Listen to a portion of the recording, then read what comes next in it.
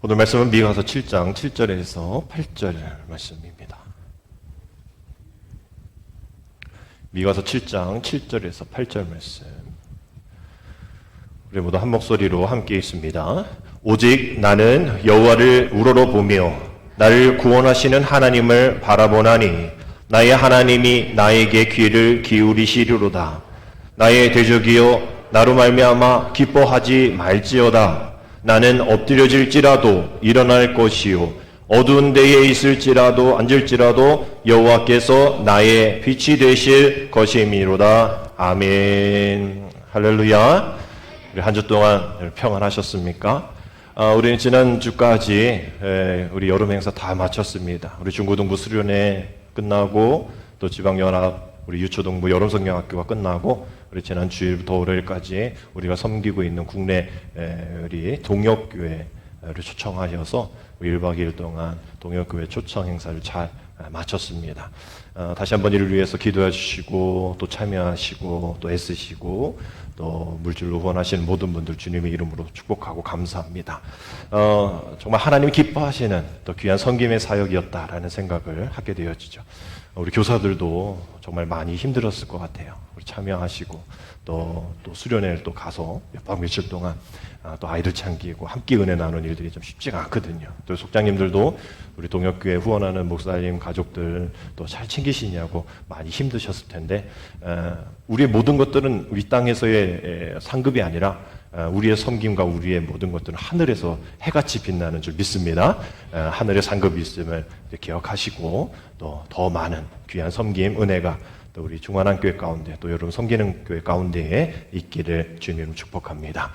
이제 한 주 동안 우리가 이제 숨고르기 하고 이제 방학 이제 마친 후에 다음 주부터 본격적인 또 후반부에 또 예배를 여러분이 잘 들으셔야 할 겁니다. 이제 우리의 모든 일들이 다시 일상으로 돌아오게 되어지고 또 이 일들이 또 하나님이 기억하시고 하나님이 원하시는 그런 사역 가운데 방향을 우리 잘 잡아야 하기 때문이죠. 속도보다 중요한 게 뭐다? 방향이다. 우리 함께 기도하면서 주님의 나라를 이루어가는 일들이 또 중요합니다. 우리 다음 주에는 왕국절이 시작인데 교회력에 그다지 이렇게 중요하게 여겨지지 않는 그런 절기가 시작이 되지만 왕국절, 하나님의 나라를 이루어가는 그런 우리들이 되어야 하는 일이죠. 모든 세대가 다 그 가운데 하나님의 나라를 이루어가야 합니다. 바라기는 우리 학생들도 이제 개학을 하고 이제 어렵고 힘든 학업을 다시 시작해야 할 텐데 우리 학생들이 수련회 받은 또 여름성경학교 때 받은 그 은혜를 또 잘 사용할 수 있도록 우리 어른된 우리 자녀를 우리 어른들 우리들이 우리 잘 양육하면서 기도해야 합니다. 이를 위해서 우리 카페와 또 초록대학교가 이렇게 모여지는 매출이라고 보기엔 좀 그렇지만 여튼 이렇게 모여지는 금액으로 우리 장학금을 전달하고 있죠. 요즘 우리 카페 손님들이 좀 이렇게 자주 또 많이 오셔서 이렇게 매출이라기는 그러겠지만 좀 이렇게 매상이 좀 올라가곤 있어요. 그래서 어느 정도 요 정도 우리 교회 아이들만 했잖아요. 근데 우리 장학위원회 저번에 모여서 우리가 매출이 좀 늘었으니까 우리 지역에 있는 중고등부도 하자, 중고등학교에도 하자. 근데 지금 매출이 좀 더 늘어서 이제 초등학교까지 우리 교회 학생들 하고 또 초등학교까지 또 장학금을 전달해 줄 수 있는 그런 매출이 되었어요. 어제 지방 목사님들이 오셔가지고 여기 한 달 매출이 어떠냐 그래서 이 정도 된다 했더니 그걸로 어떻게 이게 되냐 우리 인건비도 없고 임대료도 없으니까 가능하다. 그리고 우리가 지역 상권하고 경쟁하는 거 아니다. 경쟁하면 할 수 있다. 프랜카드 붙이고 호객행위하고 그럴 수 있는데 우리는 지역하고 경쟁하는 게 아니라 우리들의 수입으로 우리 청년 소년들을 우리가 후원하는. 그래서 어떤 장학금이냐 그래서 장학위원들이 그렇게 제안하시더라고요. 꼴찌 장학금을 주자. 1등들은 늘 장학금을 받으니까 꼴찌 5명에게 중고등부 주는 장학금을 주자. 그렇게 이제 얘기를 했어요. 우리 지역이 시골이잖아요. 또 수도권도 아니고 산골이잖아요. 미래가 없다 얘기합니다. 아이들 공부하지 않아요. 강원도가 전국 꼴찌인 거 아시죠? 교육에 대해서. 아이들의 미래가 없다라고 얘기를 하는 이 상황에서 또 우리가 그 아이에게 누군가 너에게 희망을 또 너에게 기대를 하고 있어. 꼴찌라도 걱정 마, 힘내 라고 우리가 얘기해 줄 수 있는 것이죠. 우리가 살고 있는 이 지역, 사북은 4,500명 밖에 되지 않고, 그런데 어저께 그저께 하이원에 워터 거기 수영장에 7,000명 왔다 그러죠. 우리 여기 사는 분들이 4,700명인데 하루 오신 분들이 7,000명, 8,000명. 카지노는 하루 입장객이 8,000명 되니까 우리 동네 분들보다 더 많이 오시는 아주 그렇게 작은 수도권도 아닌 지방 산골입니다. 그곳에서 우리는 목회하고 있고 또 신앙생활하고 있고 어떤 학생들은 공부를 하고 있어요. 어저께 오신 그 목사님들이 그럼에도 불구하고 우리 교회를 너무나 부럽다 얘기를 하시더라고요. 우리는 따로 예배 공간 있고 1층에 내려가시면 식사할 수 있는 공간이 있고 식사 후에 카페에서 커피를 마실 수 있고 아이들은 도서관 2층에서 공부를 할 수 있고 우리 초록가게 3층이 방 2개, 화장실 2개가 딸린 그런 숙박시설을 할 수 있는 그런 곳, 제 사무실이 있고 말이죠. 왜냐하면 그 목사님들은 그 모든 것들을 한 곳에서 시간차별로 사용을 하시는 그런 교회이기 때문입니다. 예배 드린 후에 그곳을 치우고 상을 놓고 밥을 드시고 상을 치우고 커피를 드시고 상을 치우고 커피를 먹으신 후에 아이들이 그곳에서 예배를 하고 말이죠. 그 아이들이 예배한 후에 그곳에서 파티션 나눠서 목사님이 사역을 한 주 동안 하시는 그런 곳. 저도 개척교회를 한 경험이 있기 때문에 이 모습들이 기억이 나가지고 너무 마음이 아프고 그런 곳에서 그런 산골에서 수돗물 나오지 않아서 나라에서 물을 제공해주는 그런 내비에도 잘 나오지 않는 그런 교회가 우리 지방 안에도 있기 때문인 것이죠. 근데 우리는 그것을 잘 모릅니다. 왜? 우리는 이것이 일상이기 때문이죠. 류호중 교수님이 이분 이제 일상에 대한 이야기를 많이 하시는데 그분이 이런 얘기를 하셨어요. 이스라엘 민족이 이집트를 벗어나 광야에서 만나를 만납니다. 일용할 양식인 만나는 히브리어로 이것이 무엇이냐라는 뜻입니다. 만나는 지천으로 깔려 있습니다. 어디서든 누구도 비켜날 수 없습니다. 비유하자면 일상에서 하나님의 은총을 발견한 일이 이렇습니다. 우리가 일상을 시시하게 생각하거나 일상은 하나님의 은혜의 통로가 아니라고 생각하지만 그렇지 않습니다. 하나님의 일하시는 장소가 일상입니다. 시시해 보이는 부부관계, 자녀관계, 학교 공부와 직장 일은 물론 친구와의 생활 등에서 은혜를 발견할 수 있어야 합니다. 우리는 비록 수도권에 블록마다 마을마다 있는 맥도날드, 버거킹이 있지 않는 옆 동네에 롯데리아 들어왔다고 사람들이 만나서 우리 여기 근처에 롯데리아가 들어온대. 이게 이야기거리가 되고 있는 이런 산골에 우리는 목회하고 일상 교회 학교를 다니고 있는 우리입니다.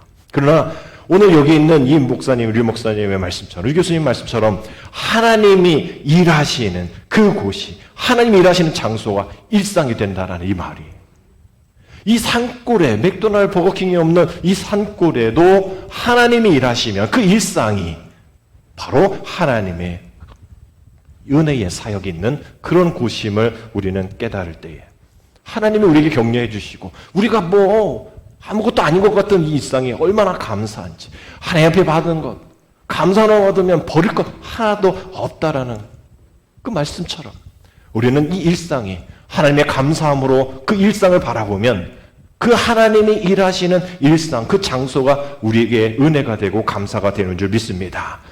비록 시골 산골에 위치해 있는 우리이지만 하나님께서 기대하시는 위대한 사역을 위해서 오늘 여기 써 있는 것처럼 우리가 하나님을 위해 위대한 일들을 기대해보고 하나님이 그 일들을 하실 수 있도록 우리 힘주시는 것을 믿고 의지하는 그러한 모습들이 저와 여러분들에게 있기를 주님의 이름으로 축복합니다. 성경에도 이러한 사역의 범주 가운데 도시 사역하는 분, 시골 사역하는 분 이렇게 나눠주는 범주들이 있습니다.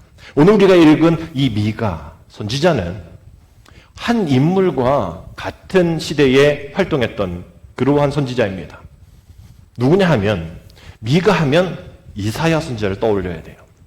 오늘의 말씀의 맥락과 비춰보면 이 미가 선지자는 아주 시골에 있는 그저 시골 유대 남부에 있는 모레셋 출신 그러한 농부 선지자입니다. 그러나 이사야는 왕족 출신, 왕족의 예언자로 왕궁에 있는 도시에 대도시에 있는 그러한 예언자로 사역을 한 거죠. 이사야서는 또 엄청 많습니다. 엄청 길어요. 근데 이 미가서는 7장밖에 되지 않는 짧은 그러한 이런 선지자입니다. 근데 왜 하나님께서 이 시골, 왜 이 선지자를 통해서 시골까지 사역을 하게 하셨을까? 그 당시 이루어졌던 많은 그런 시대적인 풍조가 그 시골까지 들어왔던 거예요. 그 시골까지, 그 시골의 위정자들, 권력자들, 선지자들까지도 세상의 풍조가 들어와서 하나님 원치 않는 방식으로 그 사역들이 감당되어져 있기 때문에, 그러한 원망과 불평들이 있기 때문에 하나님은 그 시골까지 선지자를 보내주셔서 말씀하신 겁니다.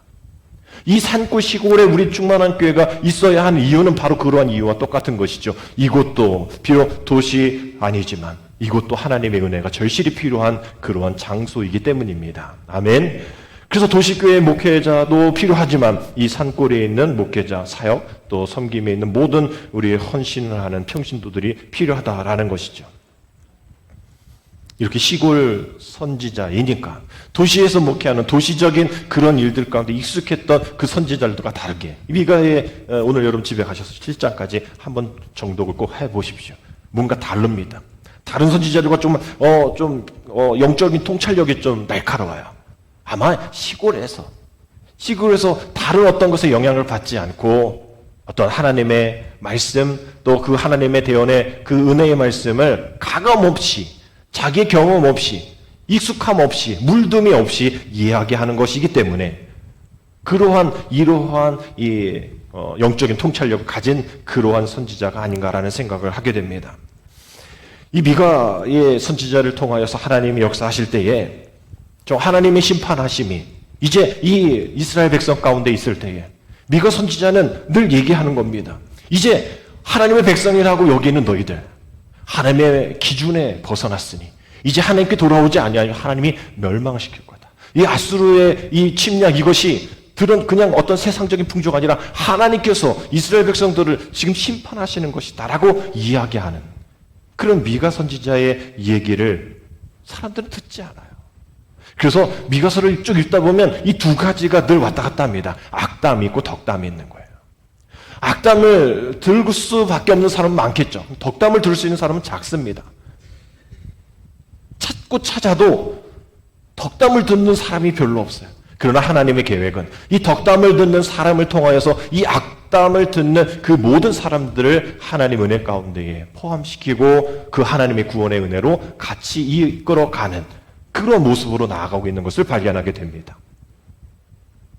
미가 선지자는 늘 얘기하는 거예요. 우리가 이러한 공동체가 아니었잖아. 이전엔 그러지 않았잖아. 왜 자꾸 이렇게 하나님의 뜻에 거역하고 서로 사랑하지 않고 서로 나누지 않고 서로 연합하지 않는 이런 공동체가 되었어. 우리의 공동체는 그러지 않았잖아 라고 얘기할 때 그러한 공동체를 출애굽기 6장 18절에 이런 말씀으로 얘기합니다. 오멜로 되어 본즉 많이 거둔 자도 남음이 없고 적게 거둔 자도 부족함이 없이 각 사람은 먹을 만큼만 거두었더라. 출애굽 공동체는 이러한 공동체였는데 왜 지금 우리는 많이 거둔 자도 남음이 없고 적게 거둔 자도 부족함이 없던 그 공동체를 발견할 수가 없냐는 얘기예요. 왜 온통 만몬제일주의가 득세하고 돈이면 최고라는 그런 주의가 되었느냐라고 반문하는 겁니다. 하나님보다 왜 돈을 더 사랑하느냐라고 얘기하는 것이죠. 좀 길지만 디모데전서 6장 6절부터 12절까지 이런 말씀이 있죠. 이 말씀에 이러한 분위기에 이렇게 하지 말라라는 말씀입니다. 그러나 자족하는 마음이 있으면 경건은 큰 이익이 되느니라. 우리가 세상에 아무것도 가지고 온 것이 없으며 또한 아무것도 가지고 가지 못하리니 우리가 먹을 것과 입을 것이 있은즉 족한 줄로 알 것이니라. 부하게 하는 자들은 시험과 올무와 여러 가지 어리석고 해로운 욕심에 떨어지나니 곧 사람으로 파멸과 멸망에 빠지게 하는 것이라. 돈을 사랑함이 일만하게 뿌리가 되나니 이것을 탐내는 자들은 미혹을 받아 믿음에서 떠나 많은 근심으로써 자기를 찔렀도다. 오직 너 하나님의 사람아 이것을 피하고 의와 경건과 믿음과 사랑과 인내와 온유를 따르며 우리 12절 같이 읽습니다. 믿음으로의 선한 싸움을 싸우라. 영생을 취하라. 이를 위하여 내가 부르심을 받았고 많은 증인 앞에서 선한 증언을 하였도다. 아멘. 이러한 공동체가 되어야 하는데, 그러한 출애굽기 공동체가 되어야 하는데 왜 자족하지 못하고 경건에 이르는 법을 왜 잊어버렸느냐라는 이야기를 하는 것이죠. 그러면서 미가 선지자는 화 있을진저 지금 심판의 때가 닥쳤다라고 얘기를 하는데 그것을 듣는 사람들은 그런 얘기 하지 마. 왜 그런 욕을 우리에게 해? 라고 얘기하는 거예요. 2장 6절에 이런 얘기합니다. 그들이 말하기를 너희는 예언하지 말라. 이것은 예언할 것이 아니거늘 욕하는 말을 그치지 아니한다 하는도다. 지금 하나님의 말씀을 이렇게 되면 큰일 나. 안 돼. 돌아와 라고 얘기하는데 듣는 사람들은 왜 예언을 그거 예언 아니잖아. 왜 우리한테 욕하고 있어? 라고 얘기를 하는 거예요. 하나님이 우리를 망하게 하시냐? 아니야. 라면서 생각을 하고 있는 것이죠. 잘못된 신념을 갖고 있는 겁니다. 여러분, 우리는 신념으로 살아가는 사람들이 아니에요. 세상에서 그런 신념이 필요하겠죠. 그런 공동체에서는 어떤 공동체는 신념이 필요하겠죠. 그러나 교회 공동체는 신념으로 살아가는 공동체가 아닙니다. 교회 공동체는 신념이 아니라 신앙으로 살아가는 것이죠. 아멘? 인정하십니까? 우리가 신념으로 우리가 살아가게 되어지면 신념이란 건 뭐냐면 내가 붙드는 거예요. 기준은 납니다. 그런 신앙은 기준이 내가 아니죠. 하나님에게 붙드는 것이죠. 내 주장으로 하나님의 마음을 붙잡는 것이 아니라 하나님의 말씀이 나를 붙잡아 매는 것이 신앙입니다. 그래, 우리는 신념으로 교회 안에서 내 신념은 이렇습니다. 나는 이렇습니다. 라고 이야기하면 안 돼요. 그게 하나님의 뜻입니다. 라고 얘기하면 안 된다라는 거죠. 마치 활을 써서 그것을 겨냥에 맞춘 후에 거기에 동글뱅이 치고 100점. 그건 내 신념인 거죠. 하나님은 그것을 인정하지 않으신다라는 거예요. 왜 그럴 정도로 그 신념들이 이렇게 잘못됐을까? 미가서를 쭉 읽어보면 전쟁터에서 돌아오는 이들을 축하는 못할 망정 겉옷을 빼앗아버립니다. 열심히 일했던 부녀자들 정든 집에서 내쫓아버려요. 자기의 자녀의 몫으로 챙겨놨던 그러한 영광, 즉 유산들을 다 빼앗아갑니다. 또 지도자라는 자들은 백성의 가죽을 벗기고, 미가서에 나오는 얘기예요. 살을 뜯어 발라 먹고 또 그 뼈를 가마솥에 삶아 그런 악한 짓을 하고 있는 그 사람들이 지도자고, 뇌물을 받아서 재판을 하고 품삯을 받아야만 율법을 가리키고 돈을 받아야만 계시를 밝히는 그런 지도자들, 선지자들. 그러면서도 주님이 우리와 함께 하시니, 하나님 우리와 함께 하시니 괜찮아, 재앙을 닥쳐도 괜찮아 라고 그렇게 잘못된 예언을 하는 사람들. 어떤 선지자들은 자기 입에다 먹을 것을 주면 화평 평화로다 라고 얘기하고, 입에 먹을 것을 주지 않으면 전쟁 다가와 니네 집안은 망할 거야 라고 예언을 하는 그러한 잘못된 사람들, 그런 사람들에게 미가 선지자는 얘기합니다. 정의를 아는 것이 너희의 본분 아니냐? 너희 지도자들이, 위정자들이, 선지자들이 해야 할 일들 아니냐? 정의를 아는 것들, 정의를 모르면서 어떻게 이 사명을 감당할 수 있어? 라고 얘기하는 거예요. 너희 안에 가득 찬 그 잘못된 정의, 잘못된 신념들 벗어버리지 않으면 그 안에 하나님이 채워주실 그 신앙이 들어갈 자리가 없다라고 얘기하는 거예요. 그래서 진리의 말씀을 귀 기울여야 한다라고 얘기하는 거예요. 바벨탑 사건처럼 뿔뿔이 흩어지는 그런 야망으로 생존하면서 살아가지 말자라고 얘기를 하는 겁니다. 그러면서 하는 말씀이 오늘 1부 때 찬양했는데 우리가 잘 하는 오래전에 찬양했던 오라 우리가 여호와의 전에 올라 하나님의 전에 이르자. 우리 찬양하시죠. 우리 후렴이 이는 율법이 시온에서 나오고 주의 말씀은 예루살렘에서. 이 찬양의 가사가 4장 2절에 나오는 거예요. 많은 이방 사람들이 가며 이르기를 오라 우리가 여호와의 산에 올라가서 야곱의 하나님의 전에 이르자. 그가 그의 도를 가지고 우리에게 가르치실 것이니라. 우리가 그의 길로 행하리라 하리니 이는 율법이 시온에서부터 나올 것이요 여호와의 말씀이 예루살렘에서부터 나올 것임이니로다. 이런 고백을 하게 된 거예요. 지금 앞에 지도자들이 이런데 우리가 그것 바라보고 포기하고 원망하지 말고 우리가 해야 할 일은 여호와의 산에 올라가는 것, 하나님의 말씀에 귀를 기울이는 것, 그것이 우리가 해야 할 일들이다. 하나님을 바라보는 것. 예루살렘, 베들레헴, 여기 있는 사복고원 같은 아주 1000명도 되지 않는, 10,000명, 얼마 되지도 않을 것 같아요. 그러한 인구를 가지고 있는 이 우리와 같은 작은 시골 마을. 그곳에서부터 다시 하나님의 역사가 작고 약한 곳에서 다시 한번 모시고 시작되어지는 그러한 일들을 하나님이 이루어 주실 때 우리는 이 찬양을 부르시면서 그저 박수치면서 흥겹게 끝나는 것이 아니라 우리는 그 찬양을 부르면서 기도해야 되는 거죠. 하나님, 그 작은 예루살렘, 작은 베들레헴에서 그 하나님의 나라가 시작됐듯이 이 작은 마을 4,500 뭐 고안까지 합쳐서 10,000명 더 되지 않는 이 전선 지역, 우리 사북고안 지역에서부터 하나님의 말씀이 다시 시작되어지고 이 전 세계의 그 아주 작은 한반도 뭐 남북에 갈려져 있는 이 땅, 이 작은 이 나라에서부터 다시 하나님을 예배하는 자들이 온 땅의 중심이 되어지는 그러한 곳에 우리의 나라를, 우리 한반도를 사용하여 주옵소서. 우리는 기도하면서 그 찬양을 불러야 합니다. 하나님의 은혜가 아니면 이루어질 수 없는 일들인 것이죠. 하나님이 원하시는 것, 하나님이 요구하시는 것이 분명 있기 때문입니다. 6장 8절 말씀 보면 사람아 주께서 선한 것이 무엇임을 내게 보이셨나니 여호와께서 내게 구하는 것은 무엇이냐 하면 오직 정의를 행하며 인자를 사랑하며 겸손하게 내 하나님과 함께하는 것이다 라고 얘기하는 거예요. 내 하나님과 함께 행하는 것, 하나님이 원하시는 건 다른 것이 아니라는 거예요. 앞서 말씀드린 그런 지도자들의 그런 행패가 아니라 그런 다른 것이 아니라 제발 정의 좀 행하고 제발 인자를 사랑하고 제발 좀 겸손해. 근데 이 모든 것들은 하나님 안에서 하나님과 함께하는 그런 일들이 필요하다라는 것이죠. 이스라엘 백성들이 그동안 그것을 깨닫지 못했던 거예요. 자신의 신념의 정의, 자신의 상황에 따른 인자의 사랑, 물질적인 걸로 인해서 겸손하지 못했던 것들, 거기에서 하나님이 말씀하시는 그 책망들을 받아들이지 않는 것, 그 마음의 중심이 하나님이 없기 때문에 잘못된 신념으로 하나님 우리를 괜찮게 이 나라를 하나님 뭐 기도하지 않아도 막아주실 텐데 이렇게 되어지는 우리들이랐던 거죠. 그러나 우리의 삶은 미가서에도 그렇게 그런 말을 먹어도 배부르지 않고 아무리 잘 뿌려도 거두지 못하고 열심히 땀 흘려 기름을 짰는데도 그 기름을 내 몸에 바르지 못하고 포도를 밟아 술을 빚어도 내가 정작 그 술을 마시지 못하는 모든 것이 애쓰고 힘쓰지만 결국 내가 가질 수 있는 것 하나도 없는 그런 황폐함, 지금 우리가 살아가고 있는 이 시대를 고스란히 얘기하고 있는 그런 부분인 거죠.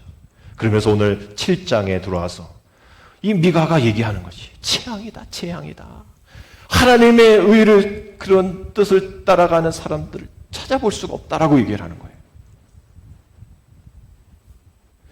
앙상하게 남은 과일나무, 아무 열매도 없고 가지만 있는 그런 나무. 그래서 내가 뭐 열매를 못 먹어서 배고파 이 얘기를 하는 것이 아니라 정말 눈을 씻고 찾아봐도 그런 경건과 그런 정의 가운데 겸손한 사람을 찾아볼 수가 없다라는 거예요.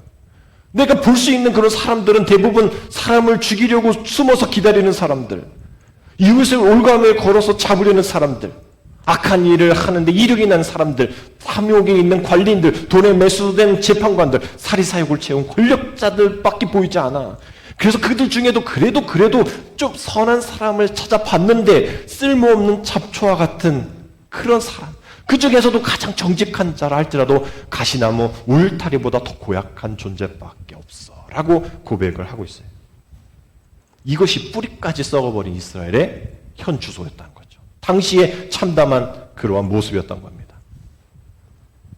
이 미가가 하나님의 이르실 그러한 화 있을진저 그 모든 것들이 하나님의 남은 자를 통해서 이루실 그 일들을 기대하지 않으면 현실이 이렇게 암담하게 될 수밖에 없는데, 그런데도 우리가 그 상황 속에 오라 우리가 여호와의 산에서 그 말씀으로 우리가 다시 한번 무릎 꿇고 기도하고 주님 앞에 돌아가게 되어지면 하나님은 이러한 축복을 허락해 주실 것이다 라는 말씀이 오늘 우리가 읽은 본문의 말씀이고, 이 말씀을 드리려고 1장부터 7장까지 정확하게 말씀을 드린 겁니다. 다시 한번 오늘 본문의 말씀 함께 읽겠습니다. 오직 나는 여호와를 우러러보며 나를 구원하시는 하나님을 바라보나니 나의 하나님이 나에게 귀를 기울이시리로다. 나의 대적이여 나로 말미암아 기뻐하지 말지어다. 나는 엎드려질지라도 일어날 것이요 어두운 데에 앉을지라도 여호와께서 나의 빛이 되실 것이미로다. 아멘.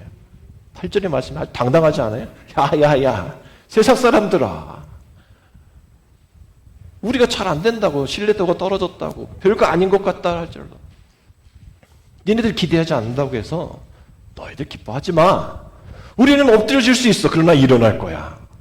우리는 어두운 데에 앉을 수도 있어. 그러나 여호와께서 우리의 빛 되시기 때문에 우리를 빛으로 인도해 주실 것이야.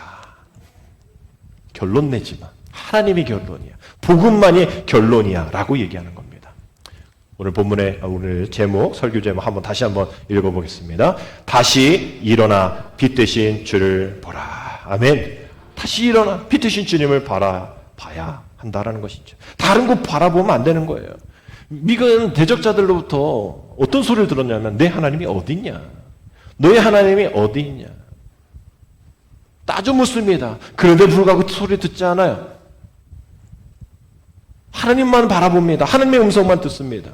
어두운 데 있을 수 있죠. 어려운 가운데 세울 수 있습니다. 그런 상황 속에서도 하나님은 나의 빛이시니 나는 빛에 거할 거야.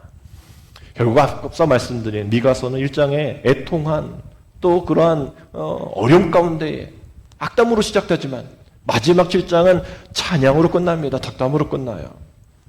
비록 이 예언이 120년 후에 이러한 예언들이 이루어져서 비록 그 당시 사람들이 조금 뭐 분위기라도 있으면 좀 따라올 텐데 그러지 않을 수밖에 없었던 것은 우리가 이해합니다.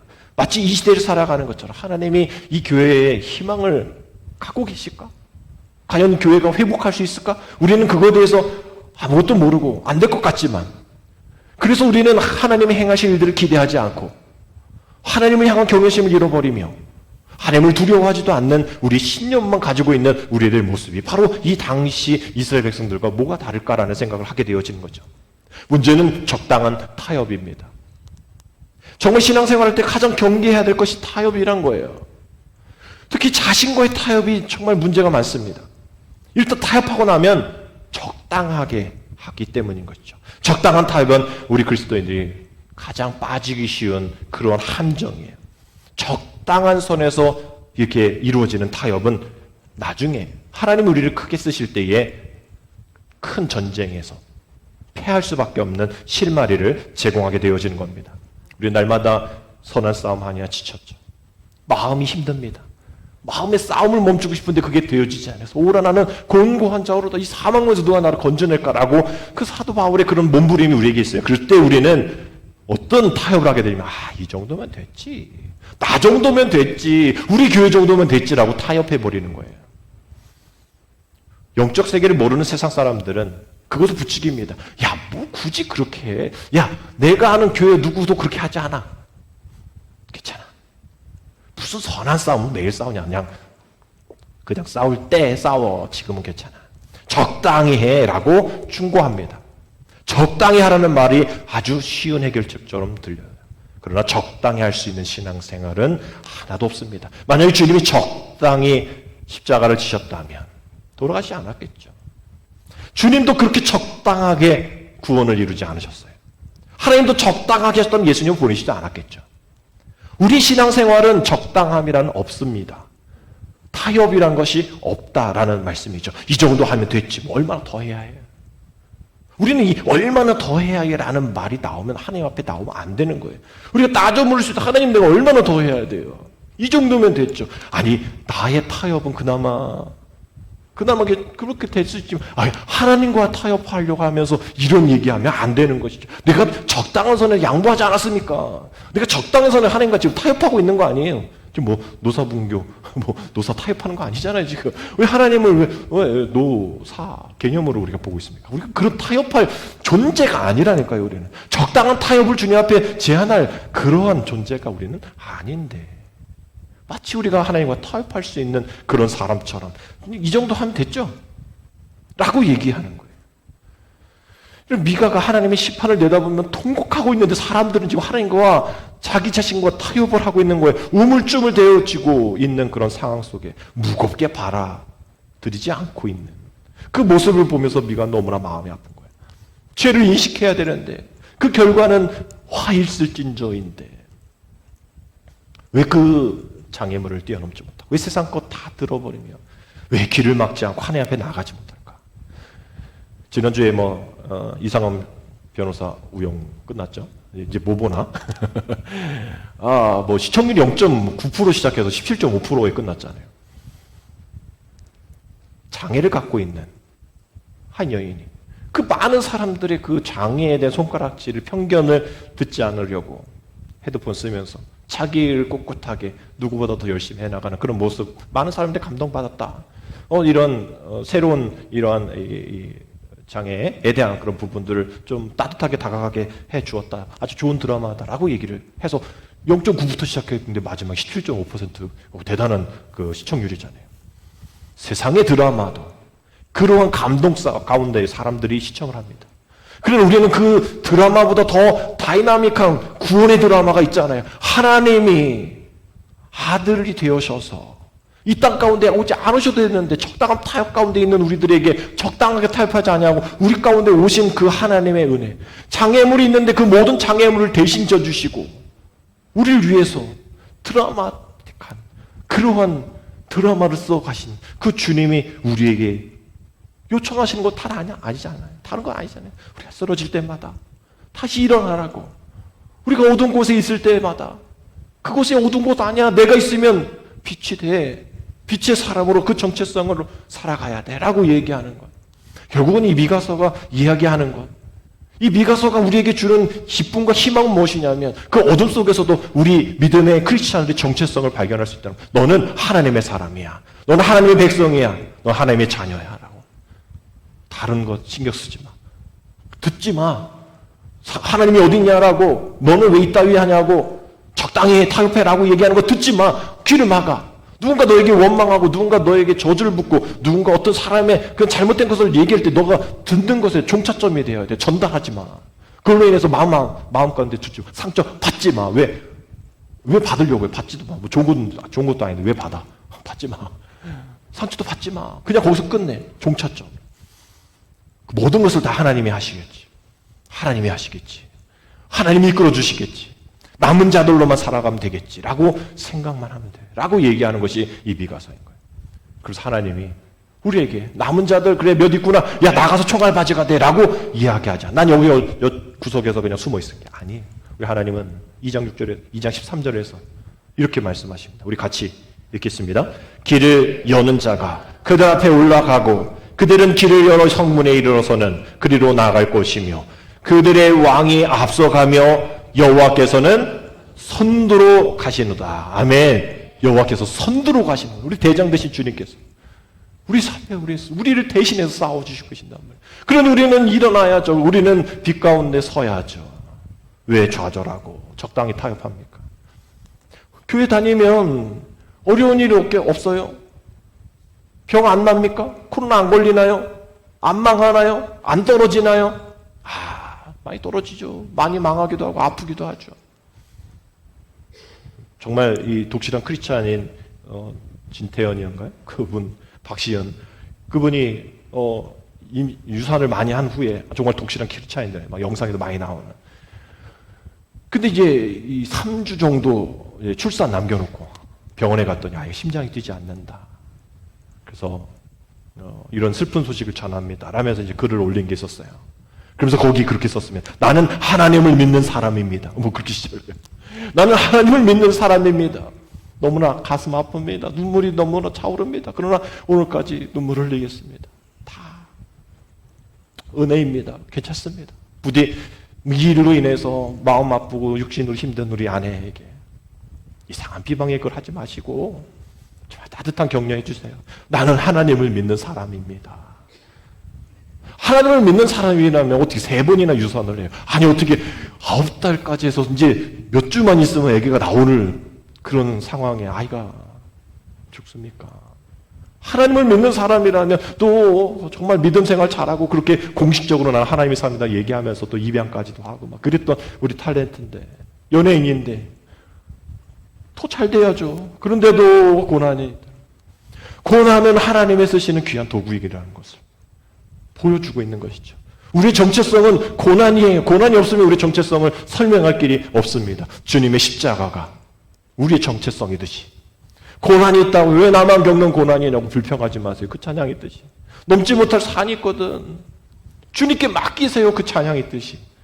정말 우리 안에 있는 어두운 상황, 우리 안에 넘어짐의 상황, 어린이들 유행 가서 뭐 만화 주제가 7번 넘어져도 7번, 8번, 9번, 여러 일어나라. 뭐 여러분 우리는 그러한 삶을 살 7.8기에 계속 일어나고 계속 어두운 상황이 있다 할지라도 빛듯이 주님만 바라보고 넘어졌다 할지라도 다시 일어나고 누군가 일으켜 세워주고 내가 누군가 일으켜 세워줄 수 있는 믿음의 사람들, 적당한 타협을 할 수 없는, 신령 가운데 살아갈 수 없는 믿음의 신앙인들, 여러분 다시 한 주 동안 우리가 그렇게 살아갈 수 있다면 하나님 얼마나 좋으실까, 하나님 얼마나 기뻐하실까.